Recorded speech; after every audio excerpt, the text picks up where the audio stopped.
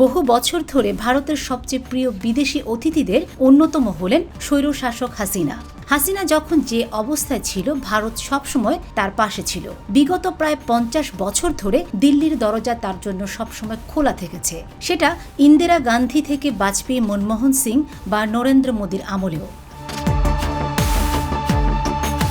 পলাতক হাসিনা ভারত সম্পর্কে তার ভালোবাসার কথা বলতে যে এতই আপ্লুত হয়েছিলেন যে জনসম্মুখে বলে ফেলেছিলেন, ভারতকে যা দিয়েছি সেটি তারা সারা জীবন মনে রাখবে। তবে ছাত্র জনতার গণ অভ্যুত্থানের মুখে গত 5 আগস্ট পদত্যাগ করে পালিয়ে যাওয়ার পর সে বিখ্যাত উক্তির জন্য জনমনে প্রশ্ন জাগছে, ভারতকে কি দিয়েছে হাসিনা? আমরা ভারতকে যে দিয়েছি সেটা ভারত সারা জীবন মনে রাখবে।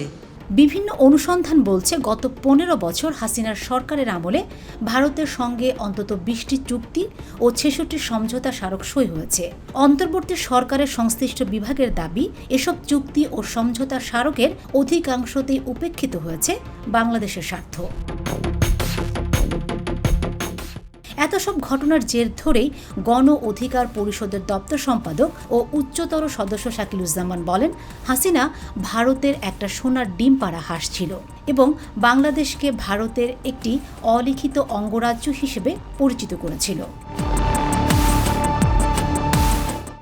ভারতের দালালি করে এই দেশের স্বৈরাচার ফ্যাসিস্ট হাসিনা এমন একটি রাজত্ব কায়েম করে যে বিগত 16-17 বছর গণমানুষের ভোটের অধিকার হরণ এবং গণহত্যা চালিয়েছিল।